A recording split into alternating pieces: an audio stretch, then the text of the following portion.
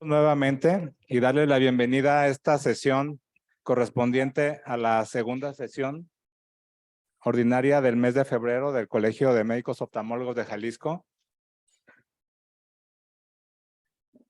Bien, para continuar con el orden del día, el acta de la sesión anterior está en nuestra plataforma de la página del colegio, en la que espero que ya todos la hayan leído. Y si es así, ya que se mandó en tiempo y forma, entonces me gustaría saber si se aprueba el acta. Quien esté a favor, por favor, levanten la mano. Muchas gracias. Bien, el día de hoy tenemos una sesión de gala porque está el grupo de retina. Claro que sí. Entonces, para mí es un gusto porque me siento doblemente en casa en el colegio y con la Asociación de Retina de Occidente, y para lo que tengo el placer de presentar. Ay, nomás que...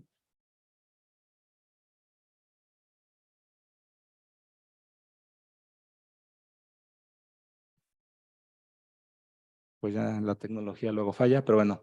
Quiero presentar a nuestros panelistas del día de hoy, principalmente a la doctora Diana Arévalo, quien actualmente es la encargada del programa de retina vitrio del Hospital Fray Antonio Alcalde y quien es la presidenta actual de la Asociación de Retina de Occidente, quien junto con el panel de expertos de hoy, a quien a continuación nos los presentará, nos van a hablar acerca de un tema muy importante que es el uso de la tecnología en el estudio y tratamiento de las enfermedades de retina y cómo son los mejores aliados. Entonces, para continuar con este orden del día, dejo a Diana la palabra para que nos presente a los ponentes, por favor. Muchas gracias, doctor Mario. Bienvenidos todos. Esta sería la segunda sesión de la Asociación de Retina de Occidente y gracias al apoyo del doctor Mario, pues pudimos realizar esta sesión en conjunto con el Colegio de Médicos Oftalmólogos de Jalisco. El día de hoy el tema es tecnología y retina, los mejores aliados. Y para desarrollar este tema nos acompañan tres ponentes de gran calidad profesional. Presentaré primero a la doctora Alelí Martínez Guzmán, quien nos acompaña aquí en la mesa directiva. Ella es egresada de oftalmología, de la especialidad de oftalmología del Hospital Civil de Culiacán. Posteriormente realizó la subespecialidad de retina y vitrio en Centro Médico Nacional de Occidente de 2011 a 2012. Y actualmente se encuentra trabajando en el medio privado y en la clínica de retina que se encuentra aquí en la ciudad de Guadalajara a partir del 2012. Ella será la primer ponente y le pido por favor que pase a acompañarnos para hablarnos de la utilidad de la angiografía de campo amplio y el angio-OCT. Gracias.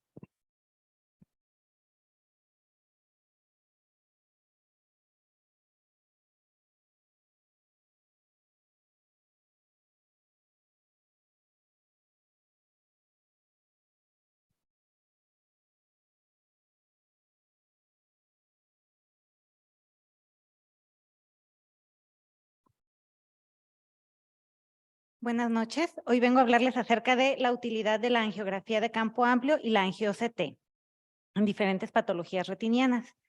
Actualmente ya contamos con cámaras que nos permiten una mayor visualización de la retina.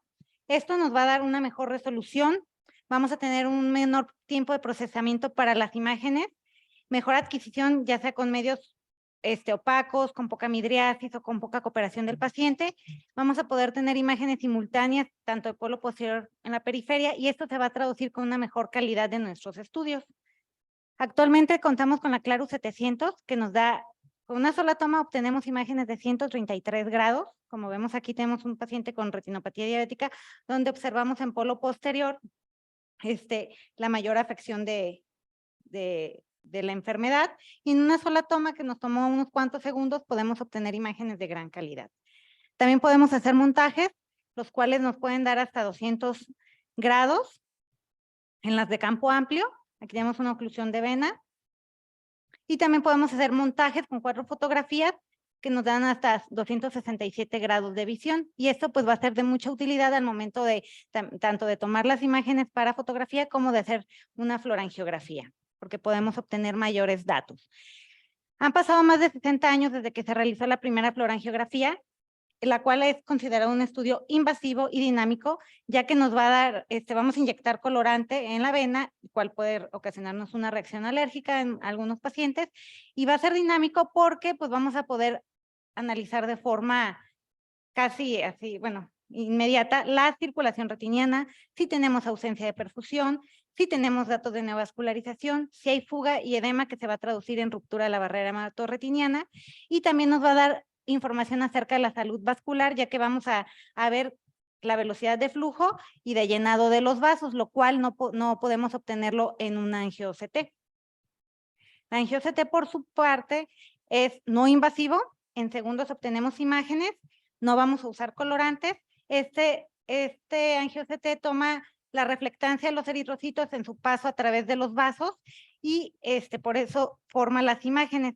Es por eso que no todos los microaneurismas van a ser visibles en una angio-CT, ni tampoco vamos a poder ver fuga. Nos va a dar una gran precisión de la representación de los vasos y podemos hacer segmentar pues los cortes y ver diferentes capas de la retina. Pero como ya les dije, no vamos a poder ver la fuga, no vamos a ver edema y pues no todos los microaneurismas. Aquí tenemos una imagen comparativa de lo que es una florangiografía en polo posterior y cómo la angio-CT verdaderamente nos da una maravillosa imagen de los capilares y podemos valorar con mayor precisión la zona vascular foveal. Y lo que les comentaba, vamos a poder segmentar según lo que queramos estudiar con la angio-CT.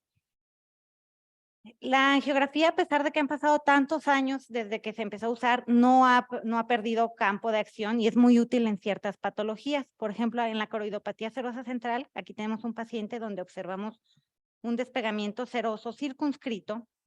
Si hacemos la tomografía, vemos cómo hay líquido subretiniano y cómo están desplazadas las capas de la retina. Al realizar la angiografía nos va a determinar el sitio de fuga. Aquí tenemos el signo clásico angiográfico del humo de chimenea y al ser un estudio dinámico podemos seguirlo en el tiempo y ver cómo va aumentando esa fuga de colorante. También en pacientes con uveitis, aquí tenemos este paciente donde vemos el envainamiento vascular, aquí, condensaciones vítreas, una congestión del nervio óptico con sus bordes borrados y la angiografía nos va a permitir ver cómo aumenta el colorante en polo posterior, coincidiendo con edema macular angiográfico, cómo vemos la hiperfluorescencia a través del tiempo del nervio óptico y la imagen de rama congelada típica de las uveitis alrededor de los vasos, lo cual no podríamos valorar con la angio-CT. En membranas neovasculares, también la angiografía ha mostrado utilidad. Aquí tenemos una lesión blanco-amarillenta subretiniana asociada a hemorragias, aquí en polo posterior.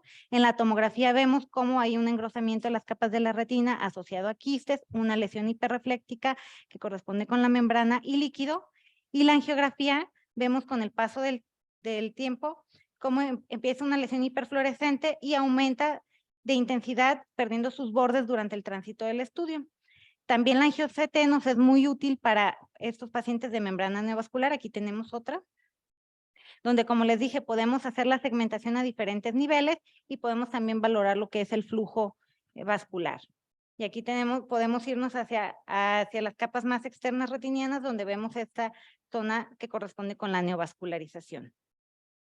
En las oclusiones vasculares también es muy útil lo que es tanto la angiografía como la tomografía y la angiotomografía.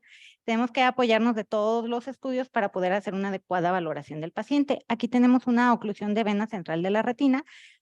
Si nosotros viéramos clínicamente, vemos algunas hemorragias ahí intrarretinianas dispersas con quistes maculares, hacemos la tomografía, lo corroboramos.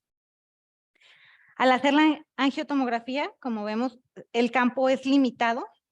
Aquí a polo posterior y un poquito más, aunque hicimos un montaje, vemos isquemia macular, unas zonas de isquemia por fuera de las arcadas, pero realmente con la angiografía de campo amplio podemos observar que hay zonas de isquemia más allá en la periferia que no podemos analizar o no podríamos encontrar si no hiciéramos una florangiografía.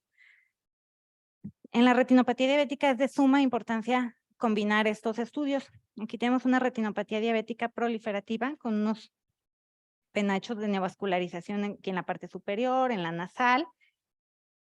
Al momento de realizar la angiografía con fluoresceína, les digo, esa no es un campo amplio, pero podemos ver que nos extendemos más allá de las arcadas. Vemos aquí los penachos vasculares, los cuales con el tiempo, durante el tránsito del estudio, vemos cómo se acentúa la isquemia periférica y estas zonas de neovascularización.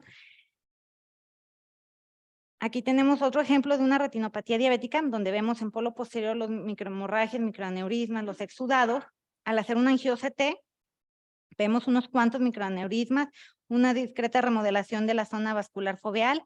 En la tomografía vemos las zonas de engrosamiento focalizado, que corresponden con la presencia de estos microaneurismas, pero la fluorangiografía nos da mayor información, vemos mayor cantidad de microaneurismas, los cuales al término del estudio vemos cuáles están fugando, cuáles no. Esto también nos puede servir, ya que podemos decidir cuáles tratar y cuáles no en aquellos pacientes con edema macular clínicamente significativo, y también nos muestra las zonas de isquemia en la periferia. Aquí tenemos otra paciente con retinopatía diabética.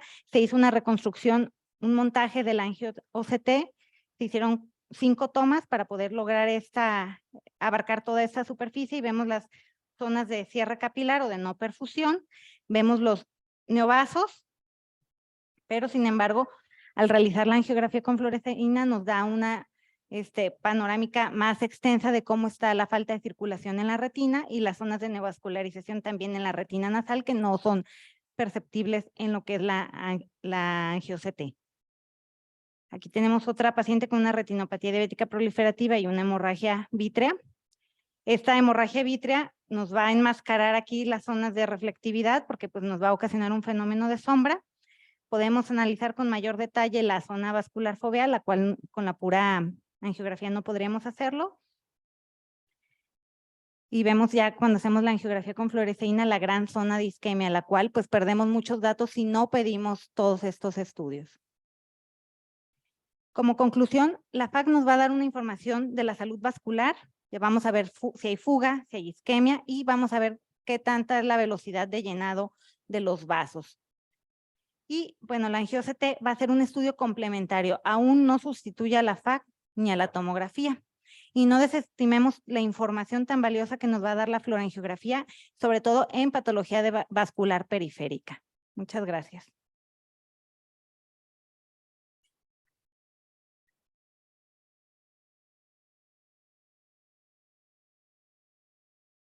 Muchas gracias, doctora Lely. Al final de las 3 ponencias, vamos a pasar a preguntas y respuestas y a la dinámica a tratar los 3 temas en preguntas y respuestas. A continuación pasará el doctor Mario Galván Chávez. Perdón, Mauricio Galván Chávez, quien es egresado de oftalmología de la Asociación para Evitar la Ceguera en México y es egresado de la alta especialidad en retina y vítreo, también de la Asociación para Evitar la Ceguera en México, y actualmente se encuentra laborando en Guadalajara, en clínica de retina y también en su consultorio de forma privada. Actualmente desempeña el cargo de vicepresidente de la Asociación de Retina de Occidente. El doctor Mauricio Galván nos va a hablar sobre marcadores pronóstico en edema macular diabético. Bueno, pues primero que nada, buenas noches a todos. Agradecer al doctor Mario por esta sesión conjunta y también agradecer a Farmex por ayudarnos a que se llevara a cabo esta sesión y recordar que a Farmex pues cuenta con el equipo de Spectralis, que ya tiene integrada la tecnología del angio-CT de campo amplio dentro de sus características. Vamos a hablar entonces de los biomarcadores pronóstico en edema macular diabético. No tengo ningún conflicto de interés. Sabemos que a manera de generalidades el edema macular diabético es una condición que va a amenazar la visión y que aproximadamente el 30% de los pacientes con 20 años o más de padecer diabetes mellitus van a acabar padeciendo edema macular diabético. El OCT macular actualmente es una importante herramienta para la evaluación, el diagnóstico y el seguimiento de esta patología, ya que nos permite cuantificar el grosor macular, cuantificar el volumen macular identificar las capas de la retina y su disrupción, valorar la interfase vitreoretiniana y evaluar la respuesta al tratamiento. Los pirales en el tratamiento actual de esta patología van a ser en primera instancia la terapia con antiangiogénicos, seguida del implante de liberación prolongada de esteroides y en algunos casos seleccionados el láser selectivo macular y también el láser micropulsado o subumbral. Panoso y colaboradores hicieron una clasificación de esta patología dividiéndolo de acuerdo a su morfología y asimismo si existe o no la presencia de tracción vitreoretiniana. Según la morfología lo dividieron en E1, E2 y E3, E1 siendo un engrosamiento simple o esponjiforme, E2 un engrosamiento cistoideo y E3 cuando se acompaña de un desprendimiento del neuroepitelio. Y también le dieron terminología a la presencia o ausencia de tracción retiniana. T0 cuando existe ausencia de tracción vitreomacular, T1 cuando hay una adhesión vitreomacular, T2 cuando hay una tracción ya vitreomacular y T3 cuando hay unas configuraciones especiales, las llamadas alas de gaviota o configuración en forma de volcán. Y vamos a empezar entonces con este que es el E1, que es el engrosamiento difuso. Y el E1 es el engrosamiento retiniano difuso más frecuente, es el más frecuente y es una alteración de las capas nuclear interna y plexiforme externa por acumulación de líquido en el espacio extracelular y engrosamiento tisular asociado a una disminución difusa de la reflectividad total de la retina. Si nos vamos a una imagen, a un OCT, realmente podemos identificar más este engrosamiento gracias a la ayuda del mapa de grosores, en el que obviamente identificamos que nuestra retina está engrosada. Y a esto le llamamos engrosamiento retiniano difuso. El E2 es el engrosamiento retiniano cistoideo. No están saliendo mis títulos, pero bueno, este es el E2, que es el engrosamiento retiniano cistoideo. Está asociado a un mayor volumen macular y a una peor visión. ¿Y qué son los quistes? Bueno, los quistes son espacios redondos de baja reflectividad que van a estar separados por membranas delgadas de reflectividad normal que corresponden a la elongación de Müller y las células bipolares. Podemos clasificar a los quistes en pequeños, grandes y gigantes, y esto de acuerdo a las micras en las que se miden: pequeños menores de 100 micras, grandes de 101 a 200 micras y gigantes mayores a 200 micras. Y aquí tenemos una imagen de un OCT en la que claramente, señalado de rojo, vemos la presencia de unos quistes. Este espacio hiporrefléctico que está separado por estas membranas de reflectividad normal, que finalmente si lo midiéramos con un caliper este quiste, pues probablemente podríamos determinar que es un quiste pues bastante grande, mayor a 200 micras, por lo que podríamos clasificarlo en gigante. El E3 es una clasificación que se le ha dado a un edema que se asocia a un desprendimiento del neuroepitelio, y este puede ser aislado o en asociación con las lesiones cistoideas, y se ha visto que hay una alteración de la permeabilidad vascular de la perifobia. Generalmente es asociado a personas con picos altos de hipertensión arterial sistémica, valores altos de interleucina 6, y contrario a lo que se pudiera pensar, el hecho de tener un desprendimiento de retina seroso en un edema macular nos va a hablar de que este paciente puede ser un buen respondedor a tratamiento con antiangiogénicos. Y esto se ejemplifica con esta imagen en la que vemos los quistes, pero aparte de los quistes vemos este desprendimiento de retina seroso, que se identifica como este espacio hiporrefléctico que se encuentra en el espacio subretiniano. Después, como ya mencioné, Panoso y colaboradores también le dieron título a la presencia o ausencia de tracciones. Dijimos que T0 era la ausencia de tracción cuando ya existe un desprendimiento de vítreo posterior. T1 es cuando hay una adhesión vitreoretiniana aún, y este que está ejemplificado en esta diapositiva es el T2. Sabemos que en la diabetes la hialoides va a aumentar su grosor y puede ejercer una tracción tanto tangencial como anteroposterior sobre la superficie de la retina, generando o exacerbando nuestro edema macular. De acuerdo al Grupo Internacional de Tracción Vitreomacular, se considera como una tracción focal cuando esta es menor a 1500 micras o como amplia cuando esta es mayor a 1500 micras. Y por último tenemos los dos patrones que ya había mencionado al principio, que clasificamos como T3, que son patrón en alas de gaviota o patrón en volcán. Este es el patrón en alas de gaviota y es finalmente el DBP adherido al centro de la fobia. Y el que sigue es el patrón en volcán, que finalmente son la presencia de estos quistes, y vemos que hay una salida como si fuera de lava, ¿no? De este material hiperrefléctico hacia la cavidad vítrea. Ambos, tanto el edema de alas de gaviota como este de configuración de volcán, se consideran ya de tratamiento quirúrgico, pero a pesar de que pues hagamos una cirugía para este tipo de edema, el pronóstico realmente es malo por el tipo de configuración anatómica y por la cronicidad en la que ya se ha afectado este padecimiento. ¿Qué otras asociaciones o qué otras cosas podemos encontrar en un OCT en una persona con edema macular diabético? Pues hemorragias a diferentes tipos de niveles, la presencia de membranas epirretinianas, agujeros maculares o de espesor completo, fibrosis subretiniana o atrofia macular. Hablando del valor del grosor macular central, este es cuantificado en micras y es la medida más objetiva para evaluar la respuesta al tratamiento. ¿Cómo podemos evaluar el grosor macular central? Bueno, se evalúa de la superficie de la retina interna al borde interno del EPR, el cual se va a observar como una banda hiperrefléctica. ¿Y cuáles son los valores normales del grosor macular central? Si estamos utilizando el OCT Spectralis, estamos hablando de valores normales, 270.2 más menos 22.5 micras, mientras que para el OCT Cirrus, 255.66 más menos 8.61 micras.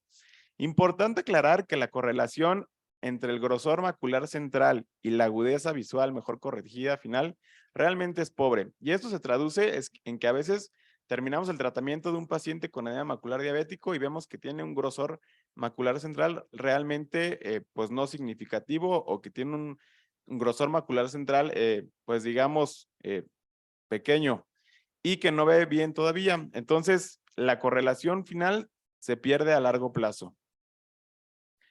También existe el mapa retiniano, que como ya mencioné, el mapa retiniano son estos 3 círculos concéntricos definidos por la ETDRS y que nos van a permitir evaluar la localización y la distancia del engrosamiento macular con respecto a la fobia.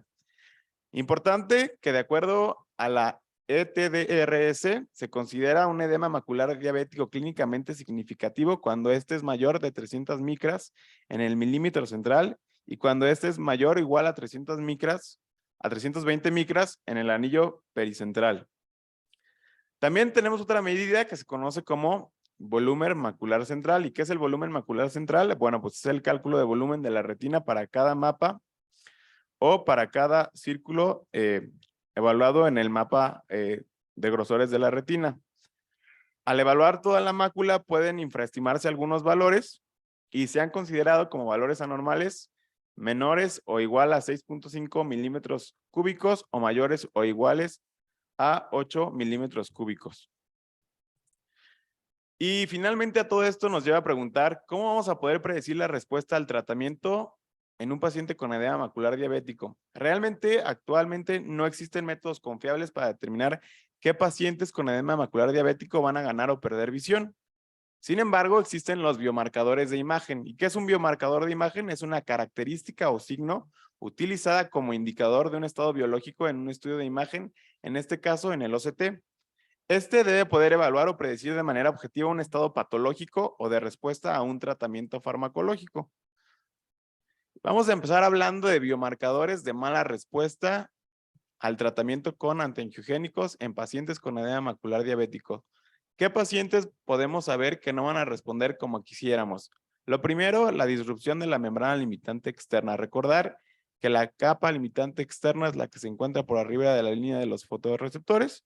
Y finalmente, como muestran esta imagen, estas imágenes, no podemos identificarlas de manera correcta.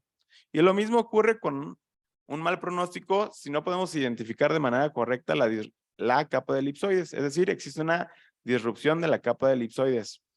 Esta la podemos clasificar en grados como ausente cuando la tenemos ausente, o sea, es decir, no existe disrupción de esta y está completa la línea de elipsoides como grado 0. Focal, como en la primera imagen en la que únicamente vemos un pequeño espacio en donde tenemos ausencia de la línea de elipsoides, o como global cuando está completamente desaparecida nuestra línea de elipsoides. Y podemos utilizar estos dos parámetros para predecir qué pacientes van a tener mayor agudeza visual mejor corregida después de darles un tratamiento. Es decir, pacientes que al final de nuestro tratamiento sigan conservando o preservando tanto la membrana limitante externa como la línea de elipsoides, van a tener una mejor agudeza visual que pacientes que ya perdieron ya sea una de estas capas o que ya perdieron pues las dos o existe disrupción de cualquiera de estas dos capas, y esto pues se ve señalado en los cuadritos rojos dentro de este estudio. Otro parámetro de mala respuesta al tratamiento con antiangiogénicos es la desorganización de las capas internas de la retina, lo que se conoce como DRIL. Si se encuentra presente en más del 50% del milímetro central del OCT, se asocia con peor agudeza visual mejor corregida, a pesar de que ya hayamos resuelto el edema macular diabético. Y va a predecir peor respuesta al tratamiento si ocurre dentro de los primeros 4 meses. Y similar a lo que vimos ya en la retina externa, en la línea de elipsoides, en la membrana limitante externa, que es el DRIL, pues no poder definir de manera correcta nuestras capas de la retina interna. No podemos definir de manera correcta dónde está nuestra capa de células ganglionares, dónde está nuestra capa plexiforme interna, dónde está nuestra capa nuclear interna, y más o menos las imágenes se venían de esta manera. Otro marcador de mal pronóstico, tener una coroide subfoveal delgada. Y esto lo podemos ver en nuestra imagen D. En la imagen A, en la imagen B, tenemos coroides pues relativamente pues gruesas o normales.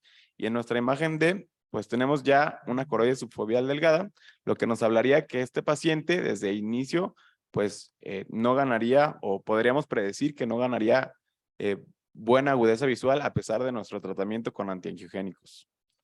También tenemos la presencia de estos puntos hiperreflécticos intrarretinianos, que el origen es desconocido, pero han surgido diferentes hipótesis para explicarlos.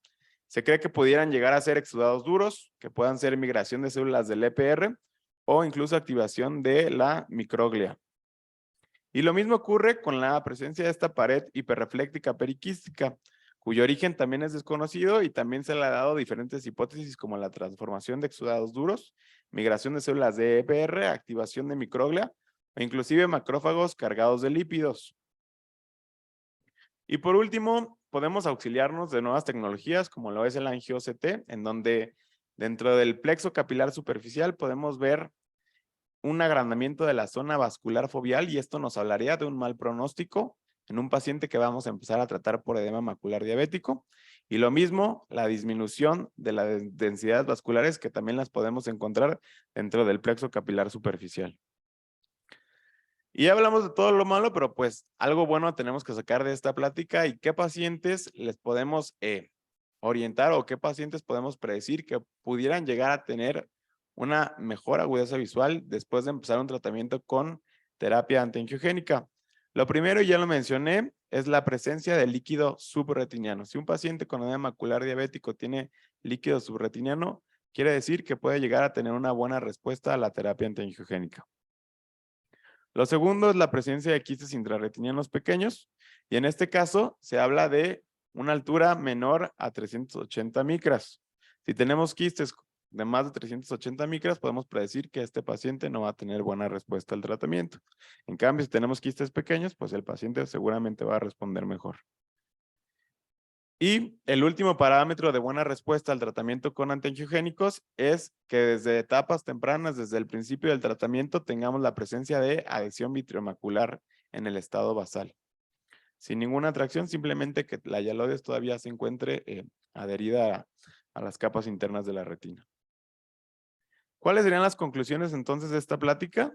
Bueno, primero que los biomarcadores de imagen necesitan confirmarse con más ensayos clínicos. Segundo, que se necesitan estudiar la combinación de los diferentes biomarcadores. Y tercero, que se necesitan establecer normativas más cuantitativas que cualitativas. Muchas gracias.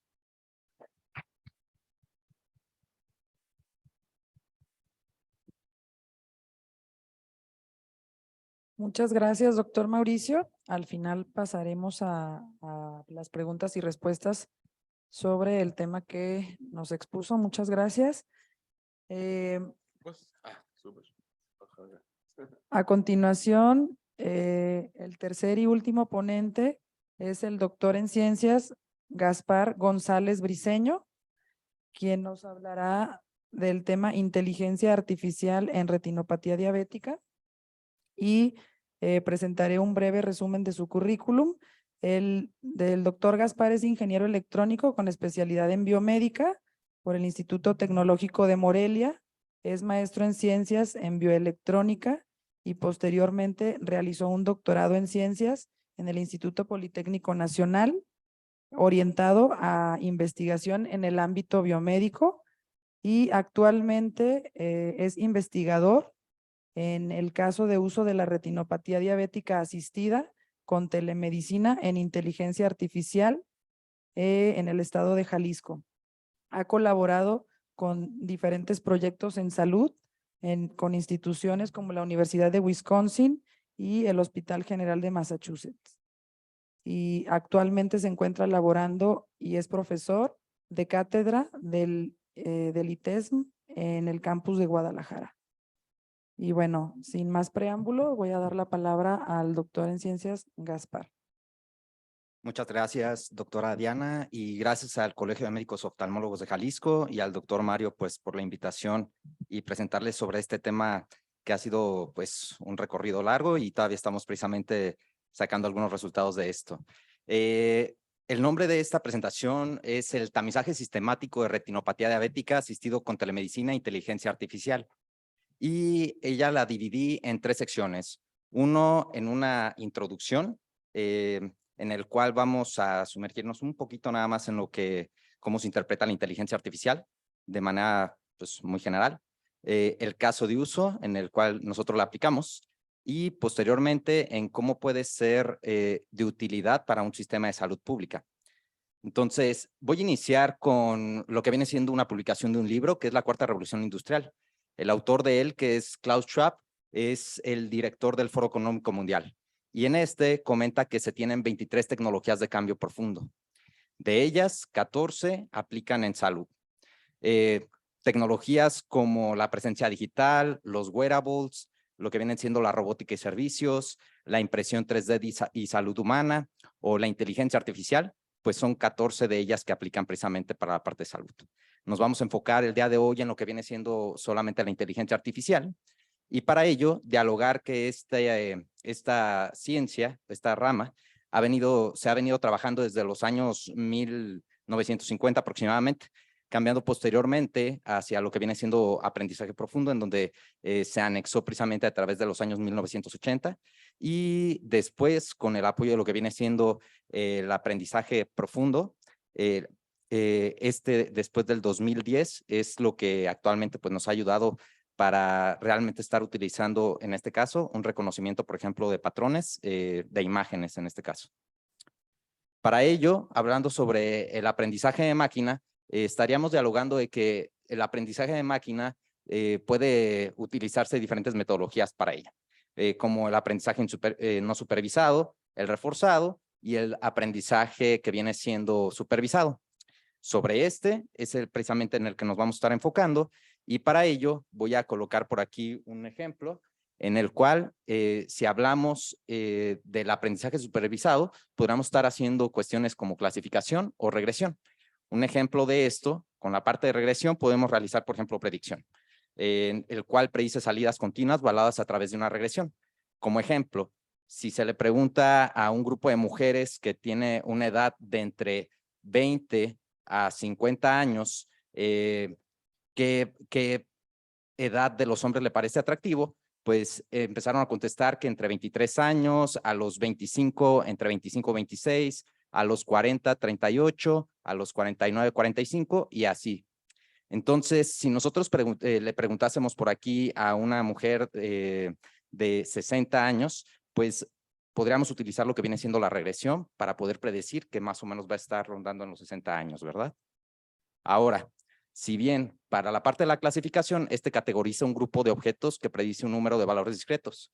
Aquí, si se le pregunta, por ejemplo, a un hombre qué edad le parece atractiva en una mujer, un hombre de 20 años podría decir que uno de 20, uno de 30 podría decir que uno de 20, uno de 49, uno de 20 y así sucesivamente. Entonces, esto cambia de lo que viene siendo un aspecto de regresión a una parte de clasificación.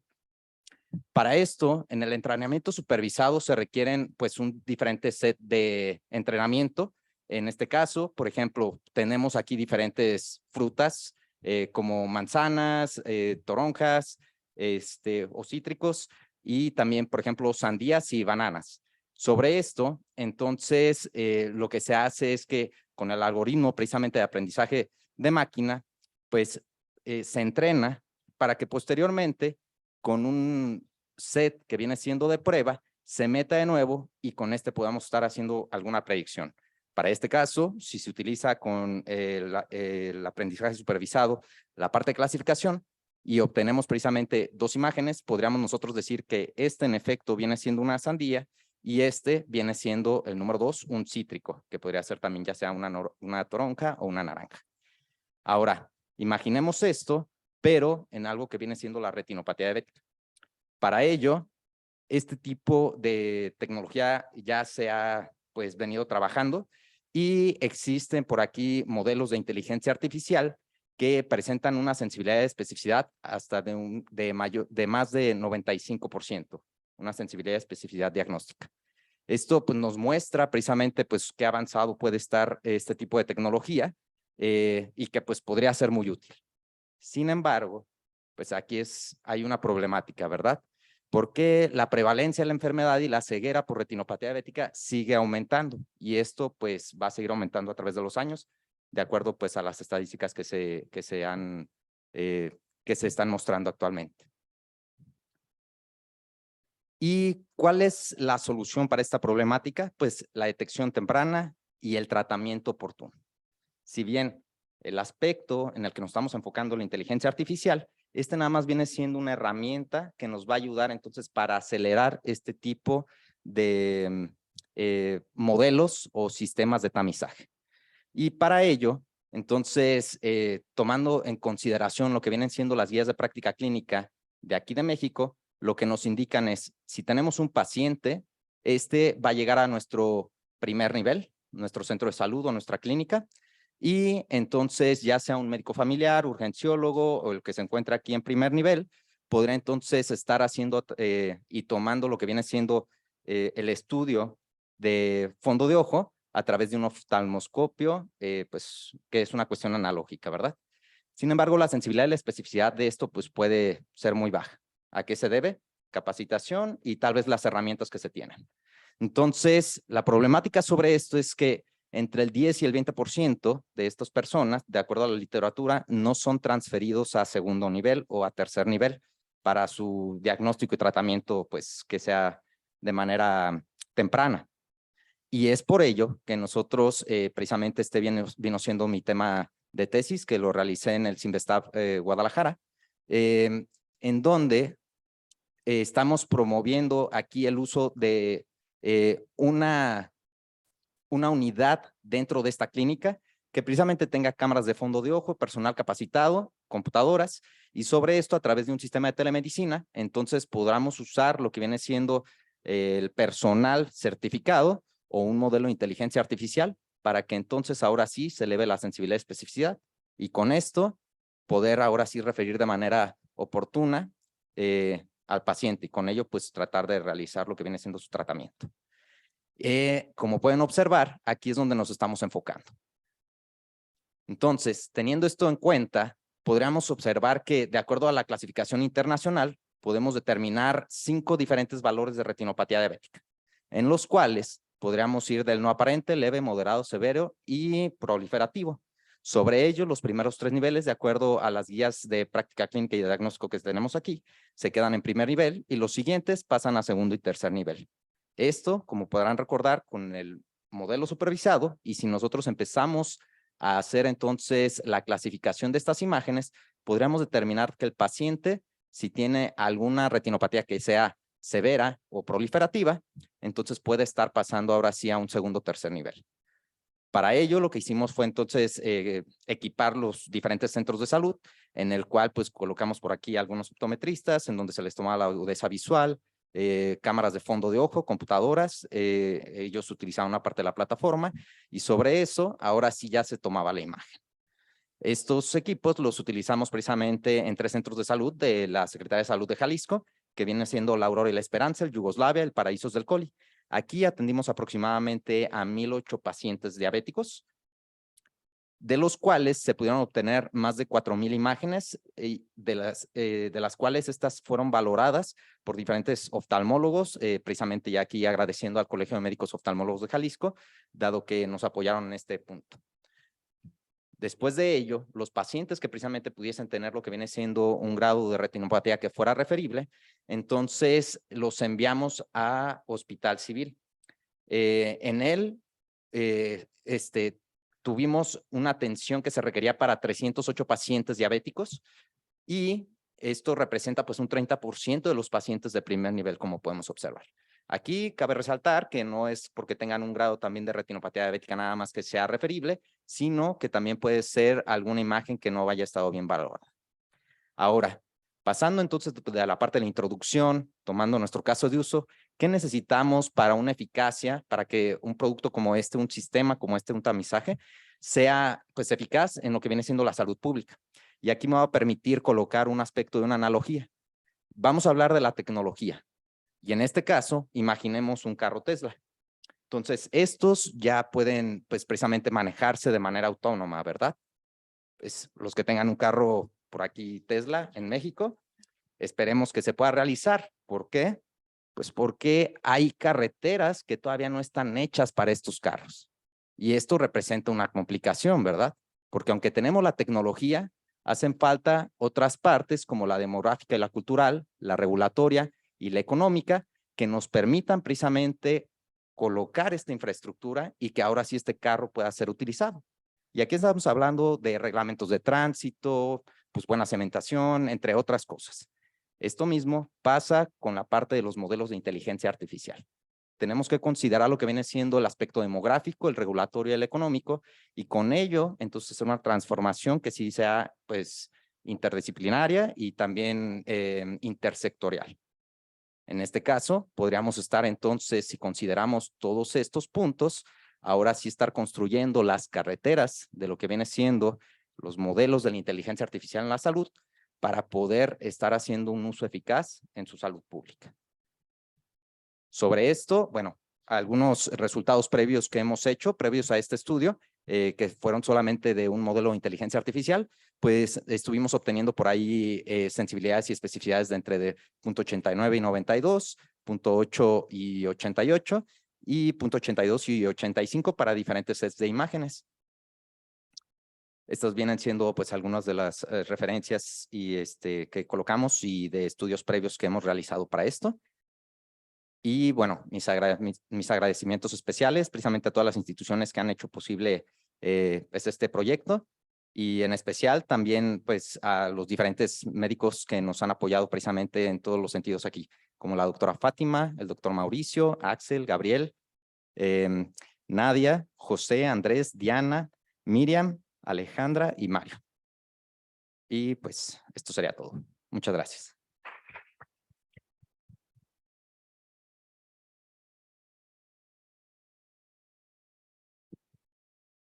Muchas gracias, doctor Gaspar, por la excelente ponencia. Y bueno, concluimos el día de hoy con las ponencias y pasamos a preguntas y respuestas. Queda abierto el panel si alguien de los asistentes, doctores o residentes quieren hacer alguna pregunta a alguno de los ponentes.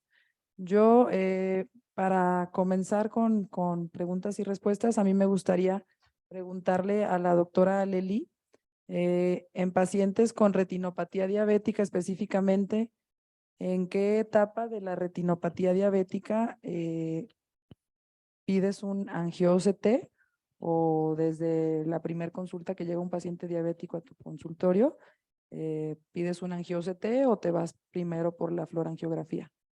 Bueno, yo desde el principio solicito angiografía y angio-OCT. ¿Por qué? Porque me he llevado sorpresas que aparentemente vemos una retinopatía diabética que pareciera leve, pero al realizar una angiografía vemos las grandes zonas de isquemia y pues ahí nos cambia totalmente el pronóstico del paciente.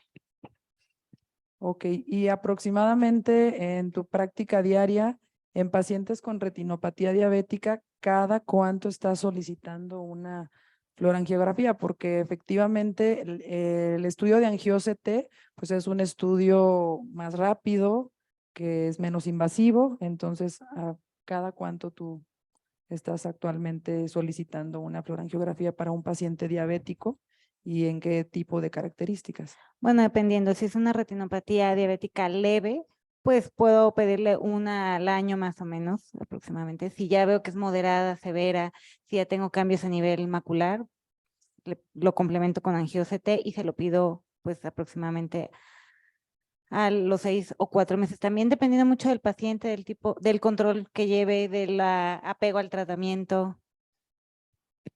Muy bien. En cuanto al doctor Mauricio, me gustaría preguntar si un paciente con síndrome de tracción vitreomacular más edema macular diabético, ¿con qué inicias tratándolo? ¿Primero le operas el síndrome de tracción vitreomacular o inicias con tratamiento antiangiogénico? Bueno, yo creo que primero que nada, siempre en caso de edema macular diabético y en todas las patologías, pues hay que individualizar cada caso, ¿no? Eh, claro que si el síndrome de tracción vitreomacular vemos que es eh, algo que está provocando o exacerbando nuestro edema macular de una manera muy obvia, de una manera muy clara, pues yo creo que operarlo desde el principio es una muy buena idea. Pero hay ciertos casos en los que pues nos queda siempre esta duda, ¿no? De si la tracción es parte del componente del edema macular o si simplemente es una tracción muy ligera. Y yo creo que en esos casos podemos empezar con un esquema terapéutico de unas 3 dosis y en base a eso definir si algo cambió, si mejoró, si vemos que existen buenos resultados con pura terapia antiangiogénica, pues no operar al paciente, pero si vemos que ahora sí que las inyecciones no están dando resultados y seguimos viendo una tracción vitreomacular, pues no descartar la idea de operar a un paciente, ¿no? Pero finalmente, pues, si nuestra tracción es muy obvia, pues desde el principio, si realmente la tracción no es tan obvia, empezar yo creo que con un esquema de 3 inyecciones y después de ahí, pues ir viendo cómo va comportándose nuestro paciente. Muy bien, muchas gracias, doctor Mauricio. Y en cuanto al doctor Gaspar, me gustaría preguntarle a futuro esta investigación que estás realizando, ¿qué esperas que contribuya a la salud pública o cómo lo ves tú aplicado actualmente en México? Sí, pues aún seguimos con lo que vienen siendo algunos resultados, o sea, la obtención de resultados. Aunque ya sabemos los pacientes que se atendieron en primer nivel, continuamos precisamente todavía haciendo una revisión con los pacientes que se atendieron en hospital civil. De ellos, entonces necesitamos ver precisamente cuáles fueron exactamente sus afecciones y sobre eso los hallazgos también que tuvieron y sobre eso ahora sí poder hacer una comparativa para indicar precisamente pues si un estudio como este viene siendo de beneficio, ¿verdad? Y posteriormente tener algunos indicadores que nos puedan ayudar, dado que eso es lo que nos hace falta muchas veces aquí en México. O sea, indicadores que nos hagan esa medición. Cuánto la prevalencia, cuántos fueron los pacientes que se han atendido y cómo están saliendo pues todos ellos. Muchas gracias. Y me imagino que la idea posterior es tratar de hacer detección temprana y de ahí derivarlo de inicio, ¿no? Al tratamiento, sobre todo los casos de urgencia. Y bueno, no sé si alguien tenga alguna otra duda, alguna pregunta que quisieran, pueden pasar aquí, hay un micrófono al frente, si alguien tiene alguna duda. Hola, buenas noches. Es para el doctor Gaspar. Me parece súper interesante esto de la inteligencia artificial y yo tengo una duda si ahora que se está entrenando este algoritmo para el diagnóstico temprano, si se ha pensado en otras patologías, por ejemplo, en glaucoma. Sí, se han hecho diferentes estudios para precisamente siempre que haya cuestiones de imágenes, se pueda utilizar este tipo de herramientas. Pero si hay como algún proyecto aquí en la comunidad como Aquí, para entrenar el algoritmo también para diagnóstico en glaucoma, o solo está enfocado como para pacientes con diabetes. el proyecto que nosotros realizamos solamente es enfocado para pacientes con diabetes y en específico retinopatía diabética, dado que eso se encontraba precisamente en la parte de nuestro protocolo y pues eran cosas indispensables, ¿no? Que tenemos que utilizar. Gracias. Sí. Ahí voy a hacer una invitación a que se piense también en glaucoma, ¿no? La primera causa de ceguera irreversible. Haciendo comercial acá. Sí. Claro, Anita.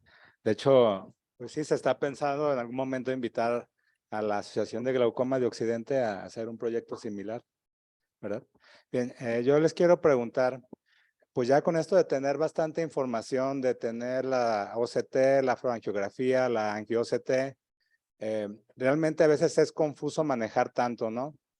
¿Esto cómo lo aterrizamos a la clínica? Ustedes, por ejemplo, ¿qué valor le dan a todo este tipo de información para su decisión de tratar a los pacientes, ya sea para no tratar o para seguir con el tratamiento, sobre todo con el tratamiento de antiangiogénicos?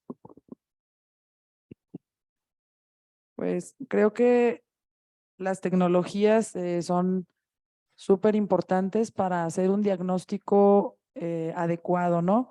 Por ejemplo, en cuanto al tratamiento de edema macular diabético, me parece importante realizar también actualmente un angio-OCT, sobre todo para evaluar la zona vascular foveal y la isquemia, porque a veces nos ha tocado tratar pacientes, estar inyectando pacientes con edema macular, le quitas el edema macular y finalmente te encuentras que el paciente no mejora cuando ya tienes una mejoría estructural, pero funcional no la encuentras. Y bueno, te encuentras en el angio-OCT que realmente tenía una zona vascular foveal enorme o muy isquémica y este paciente ya no mejoró, ¿no?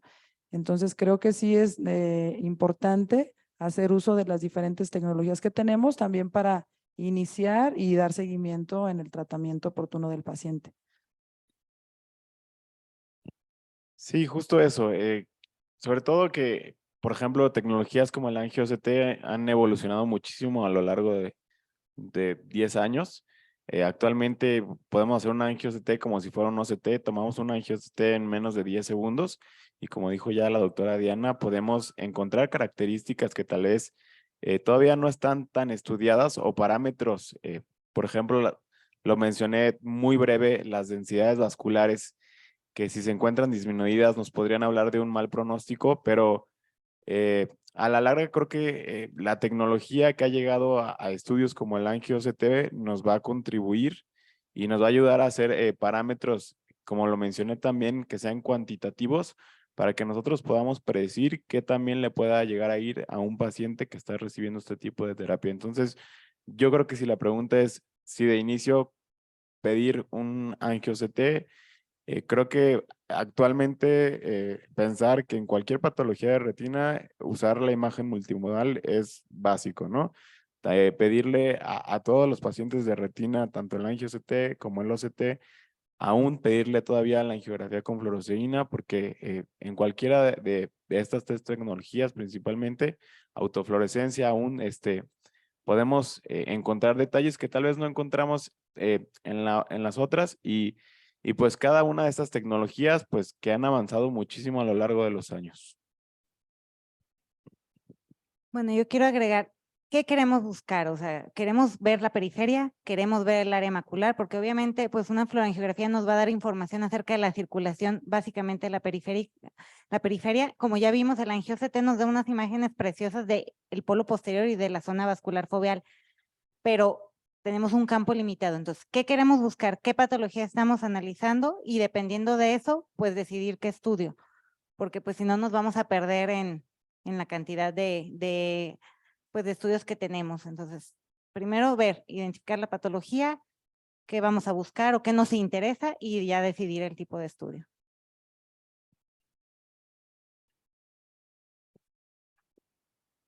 No sé si quedó resuelta la pregunta, doctor Mario, y si alguien tiene algún otro comentario o duda de los residentes o médicos. Bueno, creo que ya no hay más preguntas y agradecer a los ponentes. Muchas gracias por su presencia y por la excelente ponencia.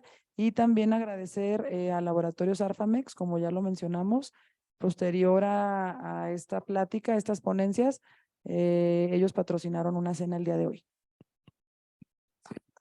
Un aplauso, por favor.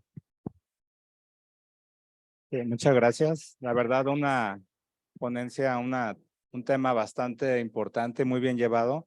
Bien, como parte de los asuntos que nos pide la Sociedad Mexicana de Oftalmología, algo de apoyo y muy con el tema que tratamos de hoy, precisamente está este programa que es Líderes Comunitarios, en el cual se está compartiendo actualmente información por parte de la Sociedad Mexicana de Oftalmología. En este caso, en el mes de febrero, se compartió información de retinopatía diabética para nosotros oftalmólogos, que a su vez la podamos compartir con población, que podamos identificar líderes de comunidad de opinión, que nos faciliten el contacto con nuestros pacientes, con la comunidad civil, y que podamos ser también un referente como la parte educativa de esta misma población.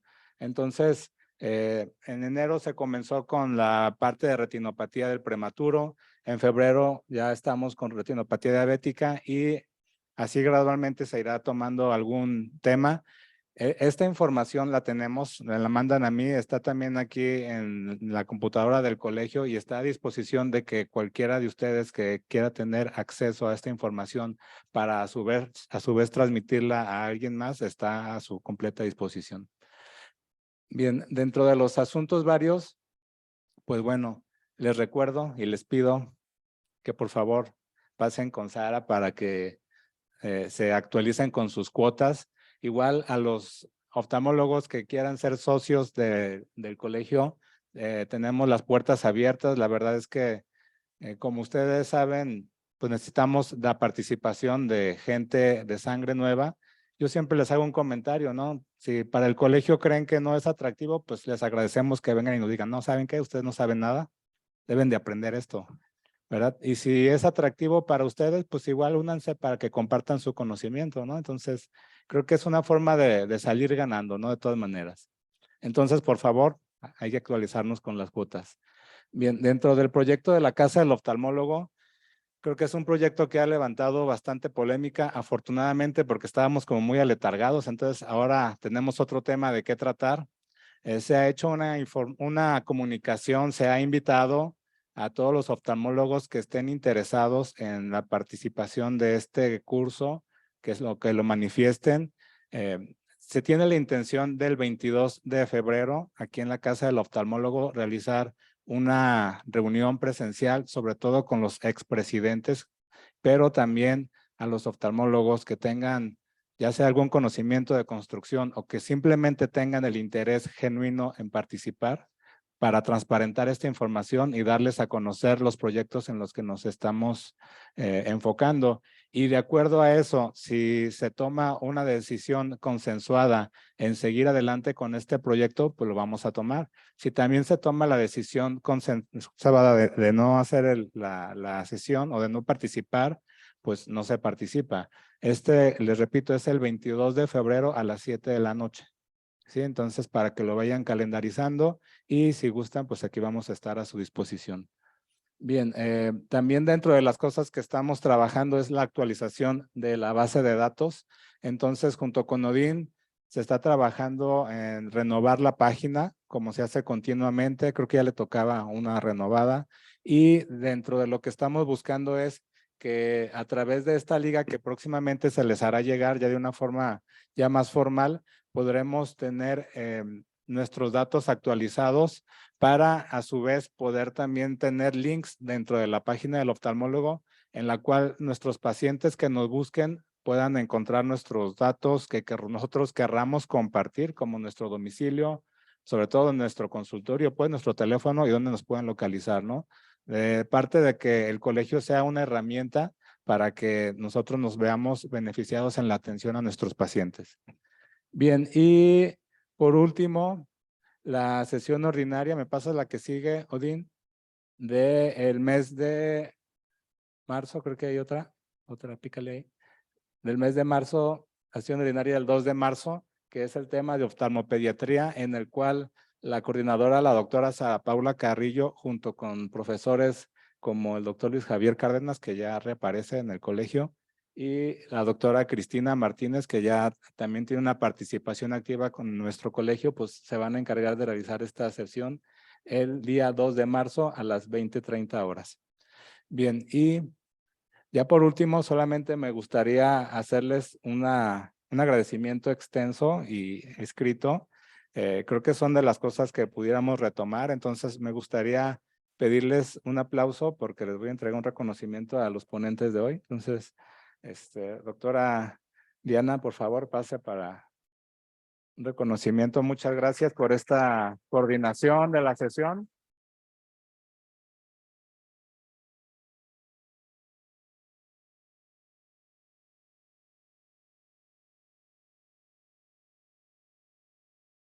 Igual a la doctora Aleli, que contamos con su presencia.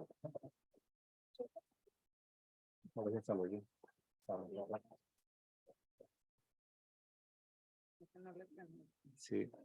Al doctor Mauricio Galván, por favor, un aplauso.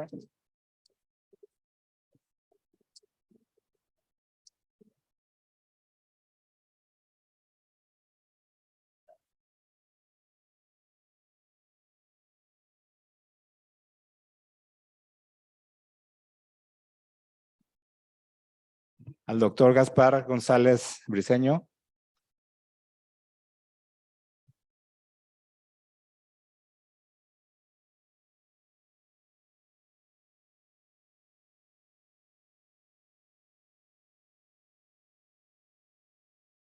Y a nuestro laboratorio Orfamex, nuestro representante Eduardo. Por favor, Eduardo, ven para saludarte. Muchas gracias por tu patrocinio, por el apoyo en esta sesión. La verdad es que sabemos del esfuerzo que hacen y muchas gracias.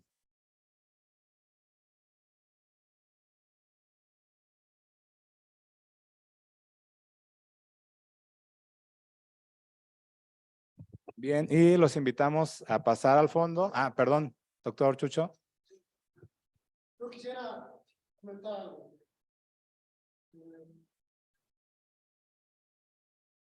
Esa reunión el próximo miércoles, estamos invitando personalmente a todos los expresidentes, Sí, pero creo que también debe abrirse a todos los compañeros que tengan ganas de ver cuál es la situación del colegio, vengan.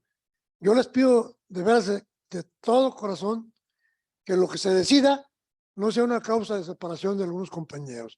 Debemos tratar de buscar lo más importante para el colegio, que es la unión, ¿sí? Y es la fuerza del colegio. Si esto, como yo les digo a veces de broma, que si te cae alguien gordo, invítalo a que sea presidente del colegio. Ya no vuelven a venir, ¿sí? Entonces, que no pase lo mismo. Gracias. sí, claro, doctor. Gracias por. Pero aquí está Axel, que nos cae bastante bien y sigue viniendo. Bien. Entonces, si no hay algo más que quieran añadir, al fondo, por favor, está la cena para que la disfrutemos. Y buenas noches a todos.